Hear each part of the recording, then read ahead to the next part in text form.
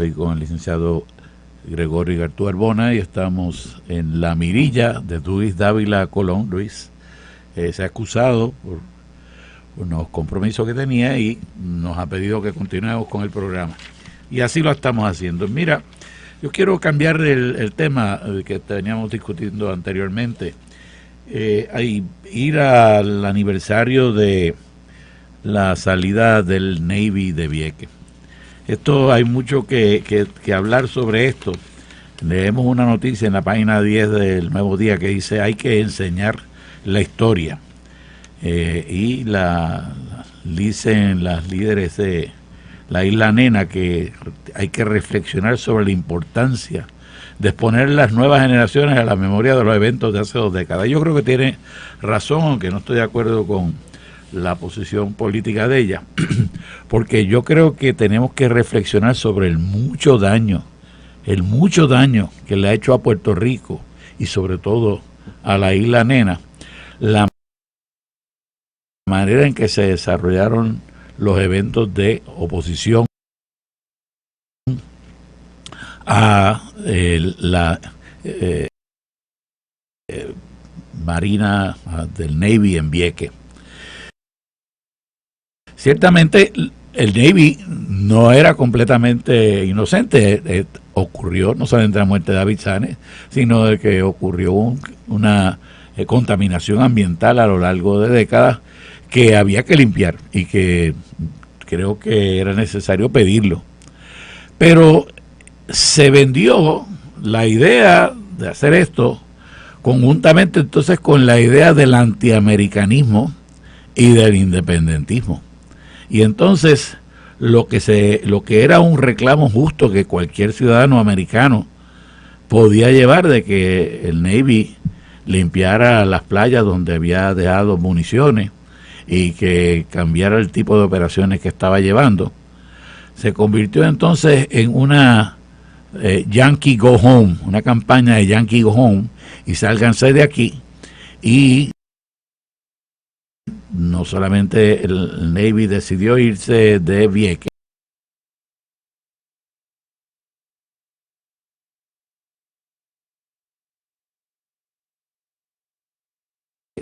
sino que decidió irse de Ceiba. Y además de Ceiba, el impacto no se sintió solo en Ceiba, sino que se sintió en todo el este de Puerto Rico, donde los precios de las propiedades bajaron grandemente, donde se perdieron miles y miles de empleos, donde sencillamente se entró en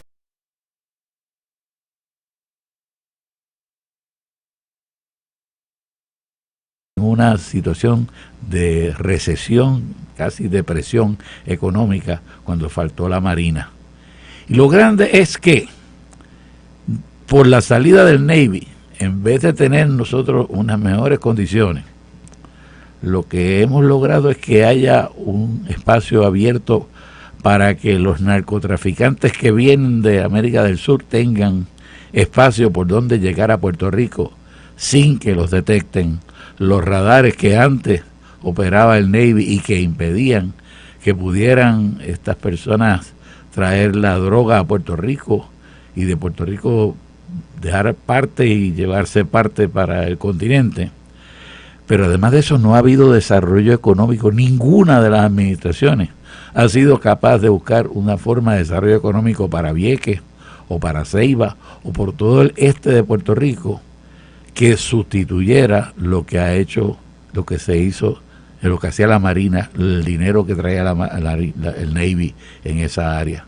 Así que me parece que ha sido un desastre para Puerto Rico lo que pasó, la manera en que se bregó lo que pudo haber sido un reclamo justo frente al Navy y se convirtió entonces en una manera de dañar la relación de Puerto Rico con el gobierno federal. Gregorio. Yo coincido con que es necesario que reevaluemos los eventos del pasado, enseñemos historia. Ahora tiene que ser completa. Formas que habían para resolver el problema. Se pudo ser pragmático. Aquí no quiere decir que estamos a favor de que hubieran seguido las prácticas militares como estaban, ni que hubiese contaminación. Pero la realidad es que no era necesario que desapareciera la base y Roosevelt Roads tampoco en ese momento. Y todas esas están relacionadas con los resultados que hay. Y esto nos demuestra que cuando dejamos que toda la discusión se concentra en una cuestión abstracta, ideológica, sin contemplar las implicaciones, sin ser pragmático, los riesgos que hay. Porque es bien fácil uno pararse hoy a decirle, no, los viequenses van a estar en tremendas condiciones, ya ustedes van a ver el turismo que va a haber en Vieques, ya ustedes van a ver las condiciones de la isla cuando venga una gran inversión de la empresa privada, y luego, pues, nadie se acuerda de eso, los periódicos están perdidos, no pasó nada.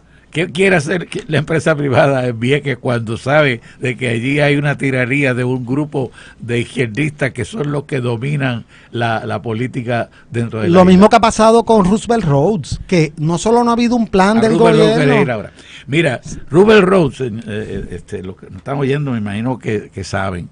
El Roosevelt Road es un pedazo de tierra excelente para no solamente para asuntos militares, sino para desarrollo económico de otra clase. Tiene tremendo puerto, tiene tremendo aeropuerto, tiene todas las facilidades. Hospital. Bueno, se han ido deteriorando ya porque no se han mantenido. Es grandísimo. Si usted va allí se da cuenta la gran extensión que tiene lo que era la base en Ceiba. Y sencillamente en Roosevelt Roads, sencillamente el gobierno, ninguna administración, no estoy defendiendo aquí la administración del PNP, ninguna administración. El primer escándalo que tuvo Sila fue por la persona que nombró a que fuera el que administrara y buscara el desarrollo de Vieques. Y de ahí para adelante no se logró nada bajo Sila, no se logró nada bajo Aníbal. Lo único que han hecho es hacer política independentista con el sitio, estar con toda clase de nociones románticas de la nacionalidad y de la patria, y no hacen nada por el bienestar de los viequenses. Ahora van a acabar con el turismo, con el impuesto que van a estar poniéndole a todas las personas que vayan. Pero Garriga, mira, uno de los problemas que hay en Puerto Rico es que hemos confundido lo que es participación ciudadana con la idea de que todas las decisiones hay que sentarse en círculo a todo el mundo, decidir qué es lo que se va a hacer. O sea, precisamente nosotros tenemos unas facilidades que son complejas. Si las cogemos en el conglomerado de ellas, esto es una situación, es un aparato complejo de manejar, que tiene toda esa infraestructura, ¿cierto? Escuelas, hospitales, viviendas, puertos, aeropuertos, pero todo eso son segmentos de la economía y de la sociedad que son difíciles de administrar, que cuesta mucho dinero y que tienen que responder a unos planes que trascienden no la capacidad, sino el conocimiento específico de la mayoría del pueblo. Y no me estoy excluyendo, o sea, la realidad es que ese desarrollo requiere un análisis y unos estudios específicos para poder maximizarlo, que no se resuelven haciendo un foro donde vaya todo el mundo a decir qué es lo que le gustaría hacer con la propiedad, qué es lo que pasó en su momento.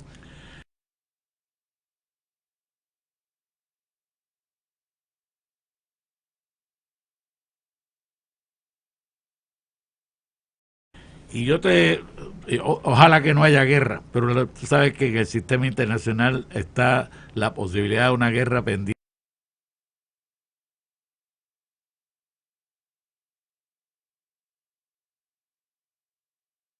en este momento. Y si hubiera una guerra en la cual Estados Unidos tuviera que formar parte,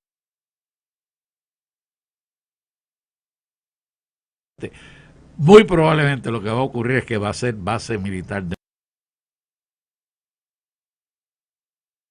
nuevo, porque cuando llegue el momento de la defensa nacional, sencillamente ahí va a venir. Pues mira, tú sabes qué, ¿y cuál es la alternativa? Si es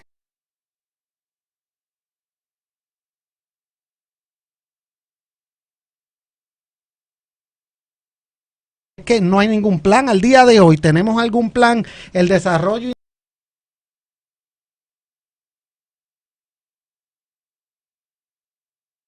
integral de la base Roosevelt Roads, no lo hay. Quizás esa es la mejor opción que tenemos. Y Puerto Rico no tiene dinero. Esto se junta entonces con el problema de la crisis fiscal del Estado, ¿verdad? Y de la quiebra y de la Junta de Subvención Fiscal.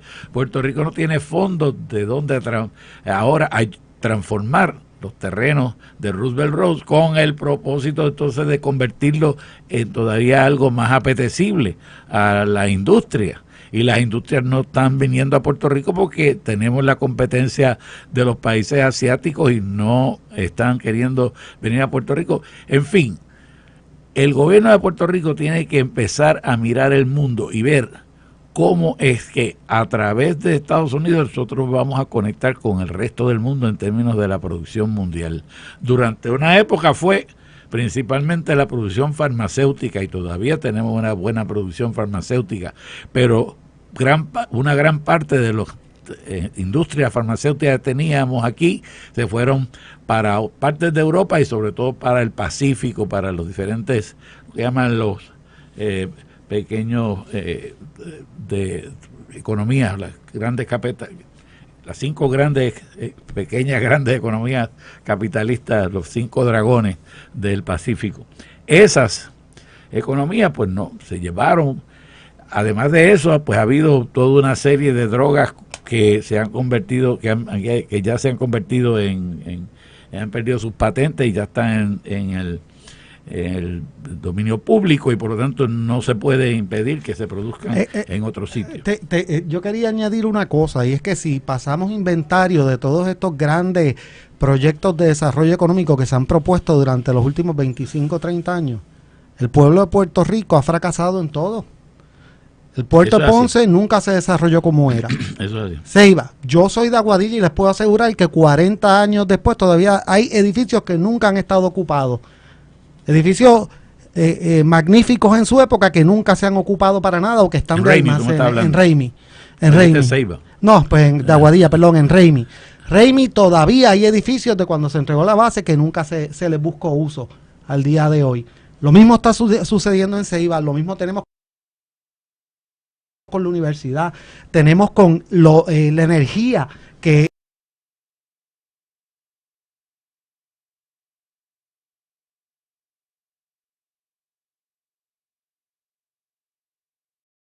hemos pasado como por 3 o 4 propuestas y se comenzó un proceso incluso de hacer una tubería de gas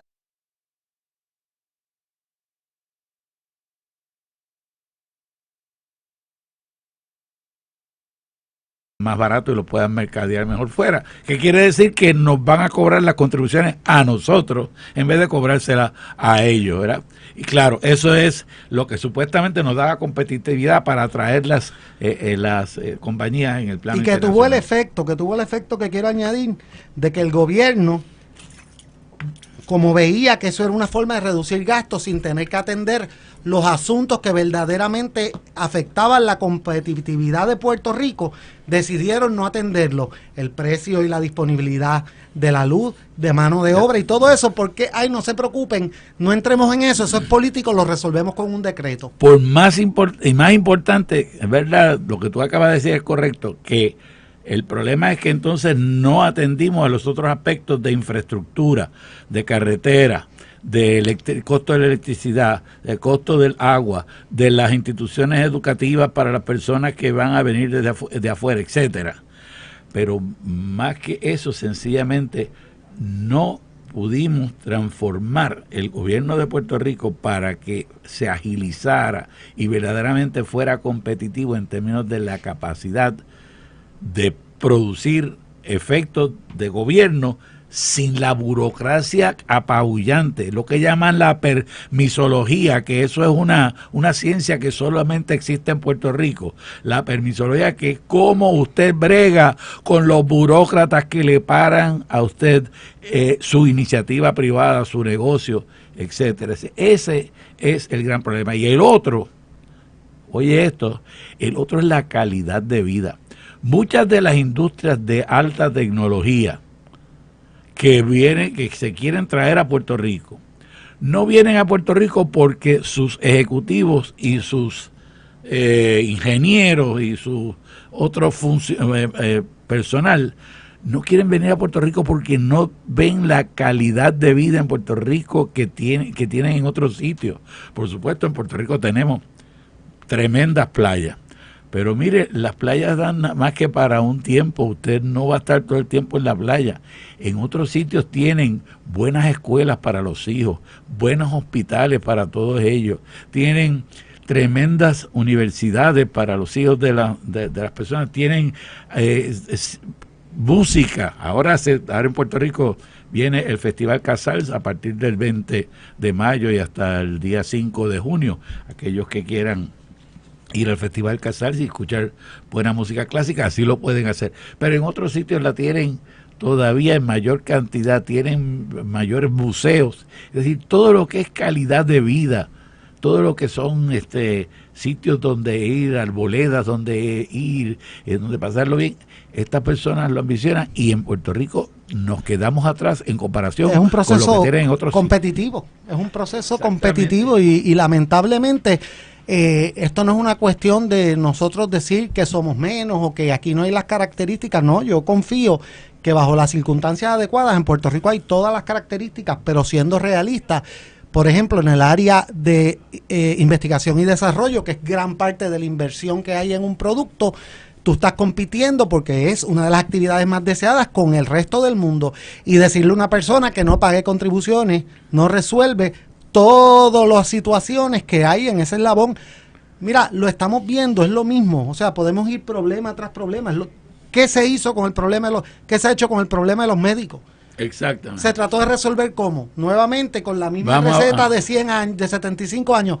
Denle una exención contributiva. Y miren, yo como cuestión de política pública estoy en desacuerdo, por ellos que se la disfruten ya una vez otorgada, pero resolvió el problema, atendió el problema. No, el problema es exactamente el mismo. Supón tú que tú eres un médico que gana $150,000 al año, ¿verdad? Estás en Puerto Rico y tenías que pagar unas contribuciones de un 33%, pues te quedaban $100,000 nada más. Entonces dice, para que no se vaya, le vamos a bajar las contribuciones a un 8%, de tal manera que lo que van a pagar son como $16,000 o $20,000 y le van a sobrar $130,000 y se quedan. Lo que pasa, ¿usted sabe cuál es el problema?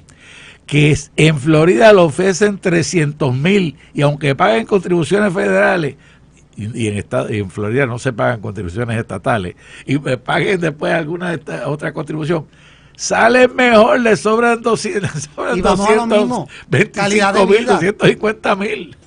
Calidad de vida, la mayoría, muchos amigos míos, lamentablemente, me hubiera gustado que se quedaran cerca, pero son personas que vivían aquí y decidieron en algún momento mover residencia por esas mismas circunstancias.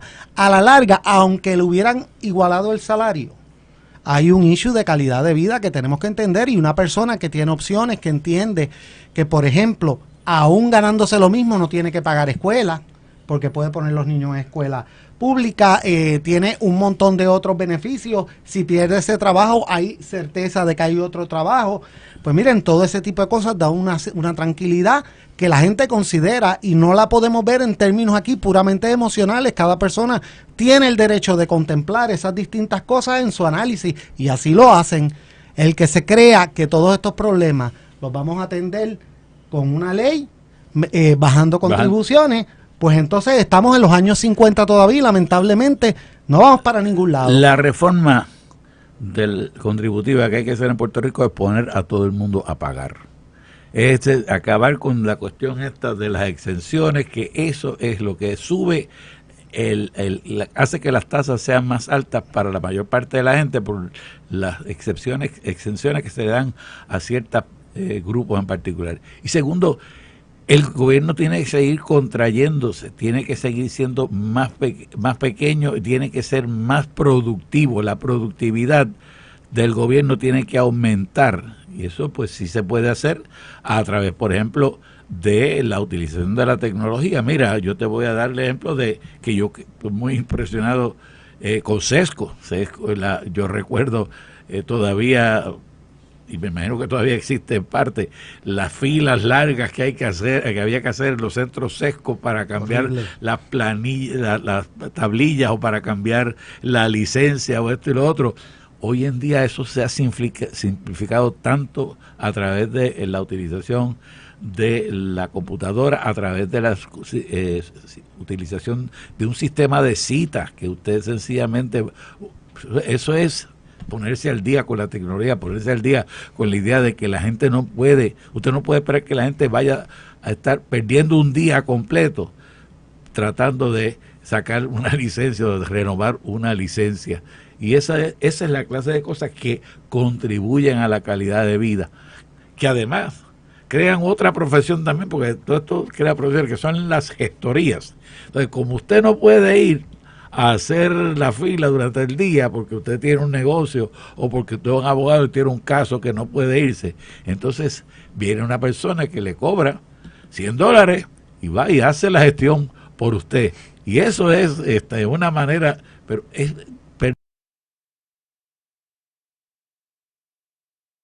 de recursos de todas maneras, porque esa persona a lo mejor pudiera estar haciendo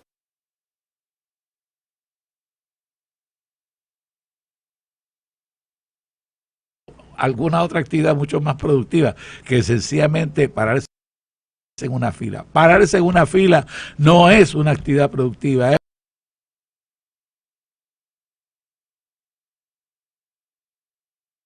una pérdida del tiempo suyo y de los recursos que tiene Puerto Rico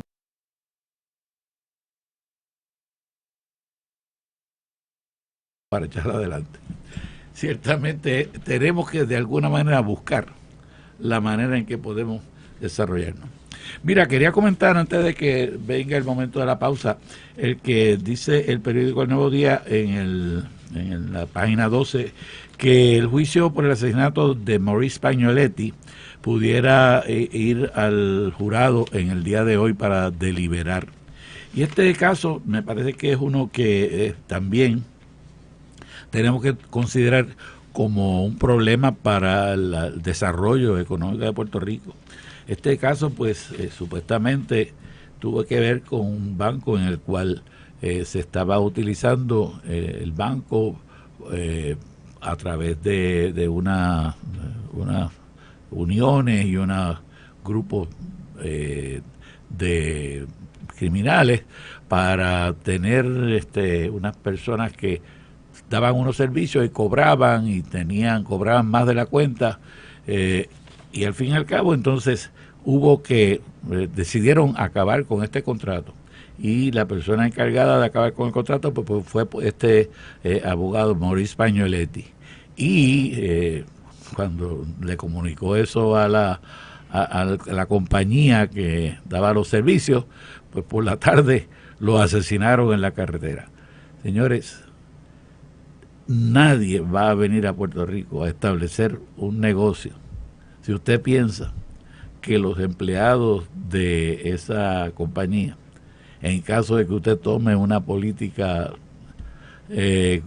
lícita, ¿verdad? Si es ilícita, a lo mejor es una cosa distinta, pero una política lícita de despedir o no renovar un contrato, que fue el caso en este caso, nadie va a venir aquí a hacer negocios. Esto es otra mancha más para Puerto Rico en términos de la posibilidad de atraer personas a invertir. Yo creo que está íntimamente ligado a lo que estamos hablando de calidad de vida, de lo que las expectativas que tiene la gente que va a tomar una decisión de vida de mover sus operaciones aquí. Este caso tiene varias particularidades que quiero reseñar.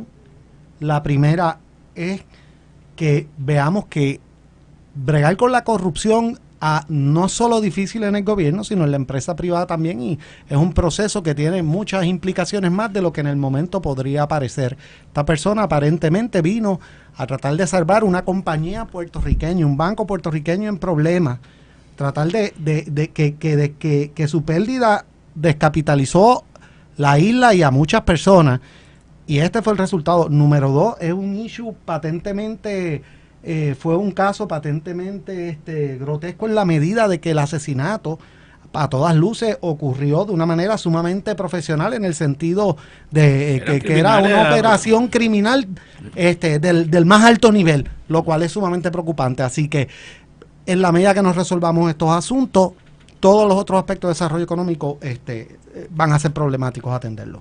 Son las 1:25. Vamos a la pausa que nos pidió nuestro director y regresamos a la mirilla de Luis Dávila Colón. Hoy, sirviendo de bateador emergente, José Garriga Picó, me acompaña igualmente el licenciado Gregorio Igartúa. Greg, yo quiero ahora que vayamos un poco al caso de Mariana Nogales, porque me han hecho unas preguntas de lo que está ocurriendo. Y pues el caso en este momento está en receso, se reanuda la vista de regla 6 a las 3 de la tarde. Quisiera que explicaras un poco lo que es la regla 6 para que los escuchan y entiendan qué es lo que está ocurriendo. Bien, bueno, en términos bien sencillos, para no sobrecomplicarnos, el proceso criminal en Puerto Rico, como regla general, tiene 3 etapas. La primera etapa, y son 3 sedazos, podríamos decir. La primera etapa, que es la que requiere el mínimo de pruebas, es demostrarle al tribunal, básicamente, que se han cometido unos elementos de un delito y que procede la radicación de los cargos y que procede el arresto o la citación de la persona. Esa es la primera etapa. De ahí se pasa a un proceso que conocemos como si procede, si hay causa, pues entonces se hace la determinación. En el caso de arresto, se procede con la imposición de las fianzas y todo, y el fichaje y todo ese tipo de procesos.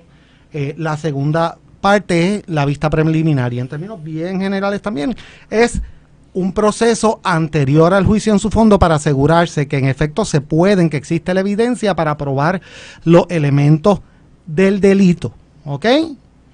Y entonces, ya tercera parte es el proceso del juicio. Ya en la primera parte la participación es bien limitada del acusado o el posible acusado. En la segunda parte tiene mayor participación y puede presentar evidencia. Ya el juicio en su fondo es el estándar más fuerte, que es demostrar, más allá de toda duda razonable, que se cometió el delito, que todos los elementos del delito se dieron y que esa persona fue la que los cometió. Así que es progresivo el sistema, básicamente. A lo largo de todo el proceso, la persona tiene que ser considerada inocente. No puede presumirse su culpabilidad en ningún momento. Está de parte del fiscal demostrar en cada uno de los niveles que se cumple con el nivel apropiado en ese nivel, en esa etapa, para que se continúe el caso. En este caso, si el fiscal no lograra demostrar que hay lo que llaman una cintila, un chichi, un poquitito de evidencia de que pudo haberse cometido un crimen, pues sencillamente se desestiman los cargos y no hay, entonces no se puede continuar ninguna acción en contra de la legisladora. Se supone, sin embargo, que se va a encontrar que sí hay esa cintila de evidencia, porque aparentemente lo que escuchamos hay 30 y pico de cargos que están basados en documentos. Sin embargo, esos documentos no se van a presentar directamente hoy, sencillamente se va a explicar que se tienen y que es posible demostrar argumentar de que ella ha cometido un delito, porque, como les digo, basta con ese chispito de evidencia, ese filito de la evidencia para entonces permitir que se continúe con el caso.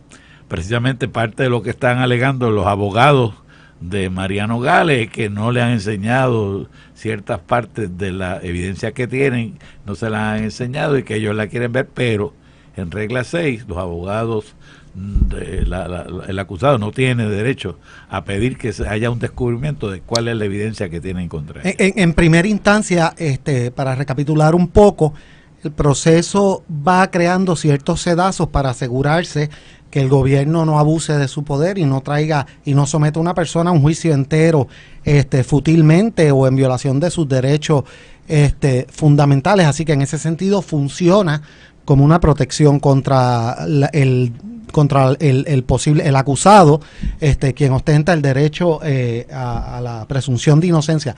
Pero entonces, en su consecuencia, como el estándar de prueba es distinto en todos esos casos, pues entonces hay un elemento estratégico, y es que el gobierno, quien tiene que probar el caso, no va a utilizar en cada uno de los procesos, porque es innecesario y estratégicamente improcedente, toda la evidencia y todo el testimonio que podría tener ante sí.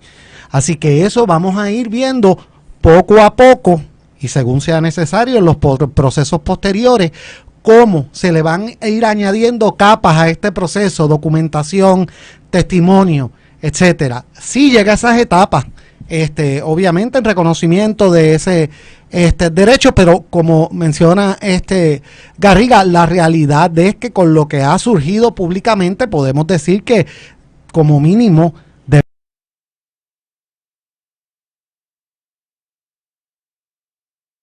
pasar el criterio, el crisol de la regla 6, y entonces ya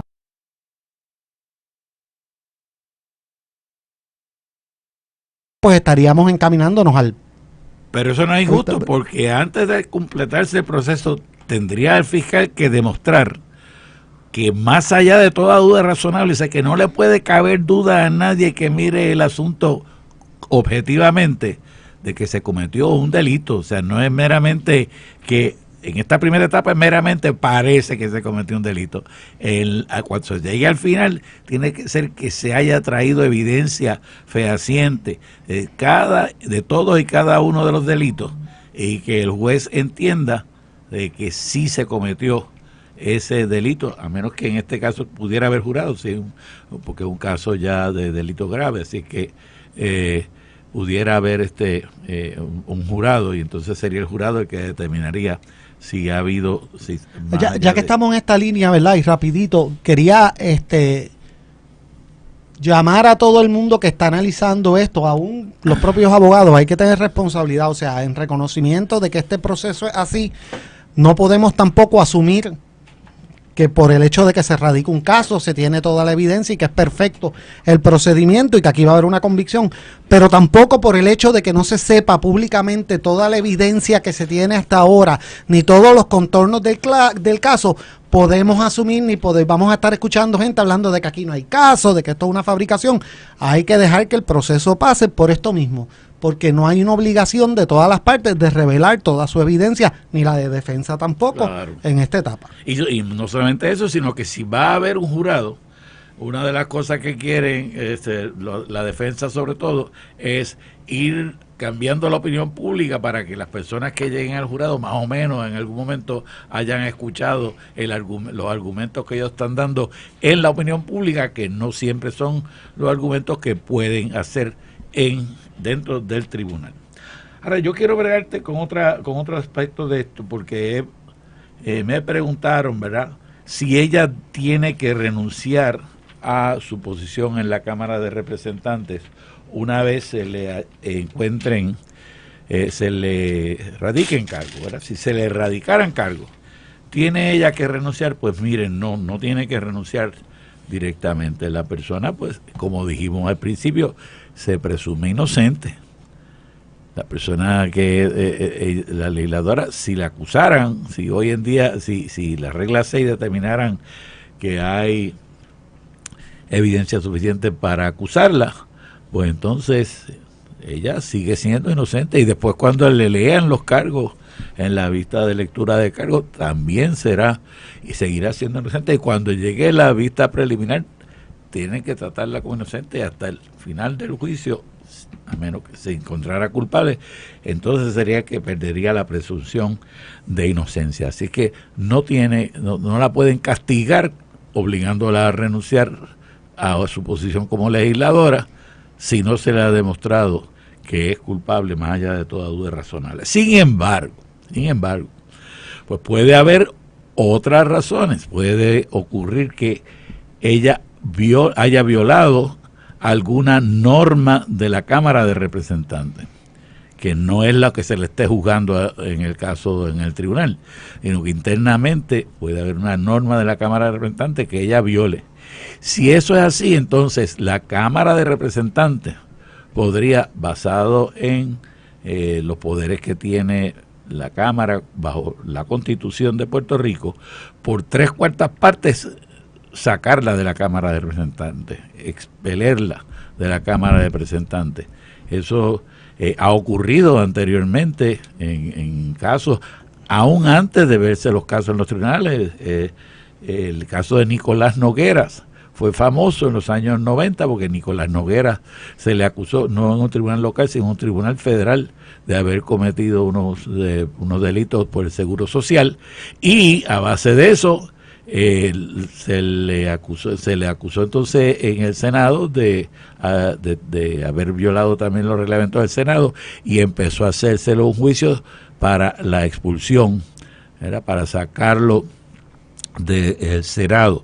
Y una de las cosas que se discutió, por ejemplo, era si él podía ser enjuiciado en el Senado sin haber salido culpable en los tribunales. Pues mire, sí, porque la decisión que tomó el Senado en aquel caso, o la que podría tomar en el caso de Mariana Nogales en este momento, es el propio cuerpo el que decide si la persona violó o no violó la ley. O sea que son diferentes las reglas de enjuiciamiento dentro de los tribunales, que siguen las reglas de procedimiento criminal, y las leyes de procedimiento para juzgarlas dentro de la Cámara de Representantes, porque esas siguen las reglas del reglamento de la Cámara de Representantes.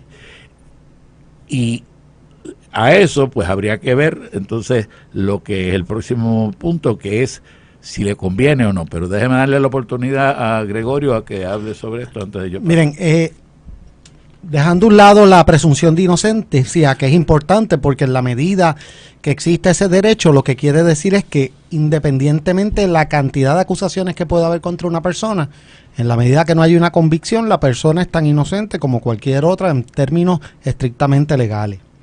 Ahora bien, aquí hay que añadir otro criterio, y es el de la separación de poderes.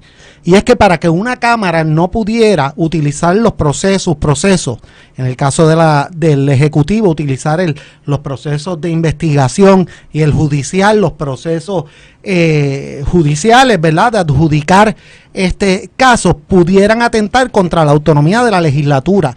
Por lo tanto, cada rama es la única que es capaz de expulsar y que puede juzgar a sus miembros, y es bajo una cantidad que, aunque algunos son relativamente laxos, por unos criterios específicos.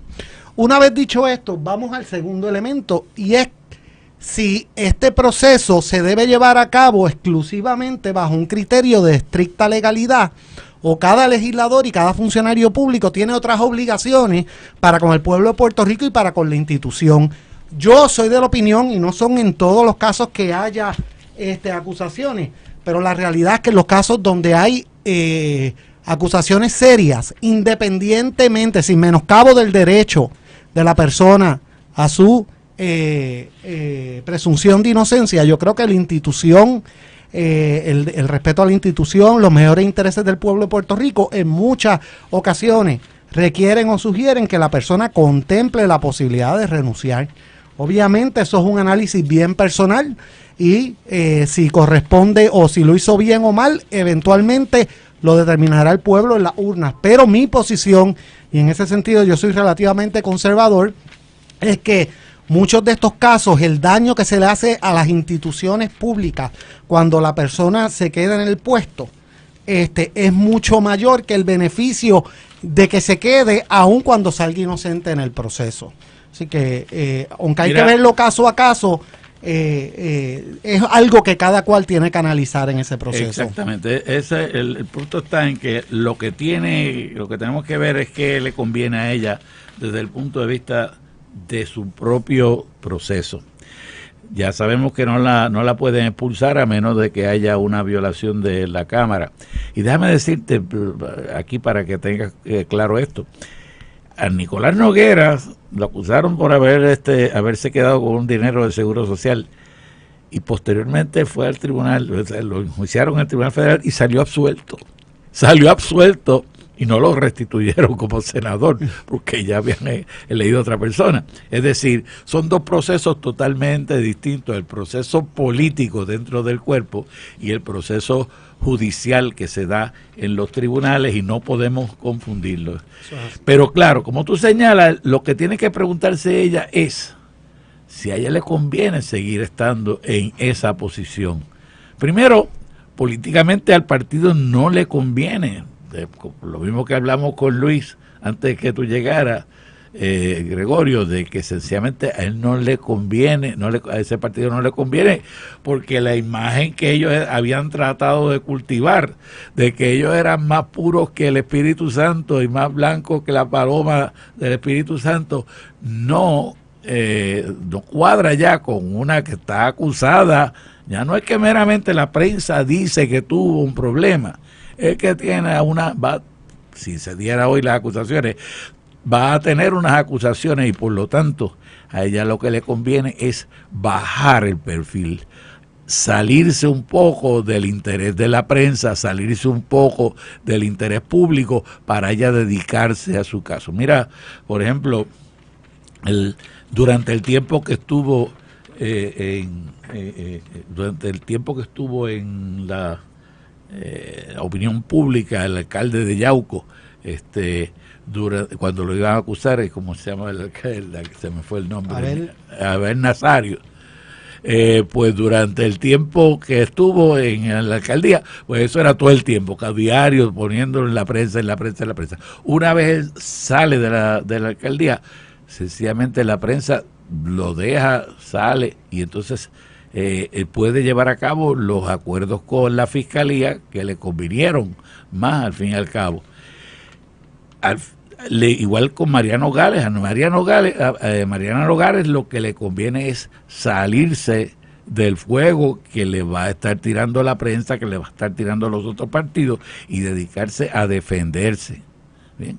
Lo que pasa es que piensan que estando en una posición de poder, pues eso le va a permitir defenderse mejor en el caso. Eso no es correcto. Lo que hace es hacerle más daño. Por supuesto, hubo un caso que fue el de Aníbal Acevedo Vilá, que utilizó la posición de gobernador para precisamente conseguir los recursos que necesitaba para defenderse y para poder estar en la opinión pública constantemente para defenderse. Pero eso porque era gobernador y tenía la cantidad de recursos que no va a tener de ninguna manera Mariano Nogales. Así que si me preguntara a mí, como ex legislador, ¿qué es lo que le conviene a ella? A ella lo que le conviene es sencillamente renunciar a la posición para el bienestar del cuerpo, para que la Cámara Legislativa no sufran por todo el paso que está ocurriendo, y para que ella pueda dedicarse a defender y a preparar su caso, Y eso es lo que tenemos que ver desde el punto de vista político. Finalmente, como dice Gregorio, desde el punto de vista de las instituciones, siempre es malo el que haya esta clase de escándalo. Es un escándalo, sea ella inocente o sea ella culpable. El que se hable de que hay la posibilidad de corrupción dentro de la Asamblea Legislativa lleva a que la gente se pase entonces diciendo, es que son todos iguales, son todos unos pillos, son todos unos vagos, no hacen, y no es verdad. La mayor parte de los legisladores hacen su trabajo, la mayor parte de los legisladores no están buscando a ver cómo se benefician personalmente, la mayor parte de los legisladores sencillamente hacen lo que es necesario, pero hay un grupo que son los que sí hacen las cosas mal hechas, y eso es lo que hace que le tenga mal nombre a la Cámara Legislativa. Mira, vamos entonces a hablar de otro tema, y es uno que discutimos anteriormente con Luis Dávila Colón, el tema de que Puerto Rico es de los pocos que pagan un salario de $2.13 la hora para los empleados mozos en los restaurantes en Puerto Rico. Y como ese salario de $2.13 la hora, pues no le da, y sencillamente entonces dependen de las propinas, y cómo eso entonces en realidad es una forma de aumentar el costo de la comida, porque si usted va a comer fuera y tiene que pagar la comida y entonces dar una propina, pues usted personalmente tiene que calcular cuánto le va a salir completamente. A mí, yo le comentaba a Luis que ciertamente lo que debería, me parece a mí, es legislarse para que se incluyera una propina directamente dentro de lo que se le cobra a las personas en los restaurantes, de tal manera que ellos puedan contar con que van a tener un salario mínimo, de que lo que reciban será un salario mínimo, aunque ahora mismo, por supuesto, hay en ley una protección para ellos de que el salario le pueden pagar 2.13 la hora, a menos que lo que reciben en propina no le dé tan siquiera para el salario mínimo. Adelante. Mira, el asunto de las propinas es un asunto más complejo de lo que parece de salida, porque la naturaleza del negocio de los restaurantes y los negocios de consumo de comida es bien particular, en que tienen unas horas específicas que son las horas donde se consume, hay mucho tiempo muerto, etcétera, etcétera. Y en la medida que los gastos fijos sean más altos, pues obviamente de salida el precio usualmente es más alto. Por otro lado, estamos claros que en este proceso de este sistema que tenemos, lamentablemente hay muchos negocios donde las propinas, a pesar de que se están pagando, no están llegando a las personas. O sea que la idea de que hubiese la propina para atender estos asuntos de que el consumo de alimentos no es equitativo en todas las horas, que hay horas pico, etcétera, y que en esas horas iban a ganarse más dinero con las propinas, no se está dando porque muchos negocios se han querido beneficiar de eso. Mi preocupación es, como suele suceder en estas cosas, ya nosotros estamos acostumbrados a dar propina.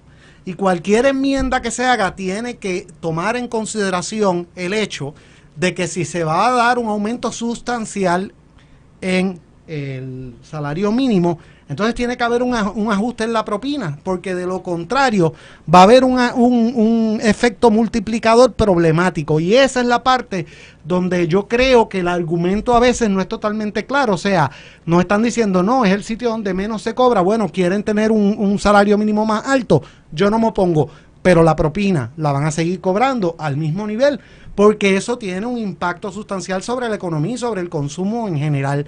No me opongo, yo no soy antiempleado, reconozco los retos que hay, pero si vamos a hacer una política pública que cambie una práctica que está ya cimentada en nuestras costumbres y en la estructura de todos estos negocios, tiene que hacerse contemplando todos estos posibles aspectos, porque de lo contrario va a ocurrir como ha ocurrido en algunas jurisdicciones de Estados Unidos, donde el % de propina nunca es suficiente porque te han metido un service charge, te están metiendo una propina adicional, y si no empiezas en 20% te miran mal.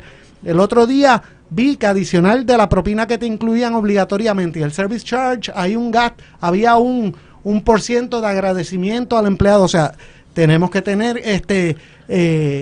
claro que esto tendría un efecto sobre la industria en general y que ya ha pasado en otros sitios.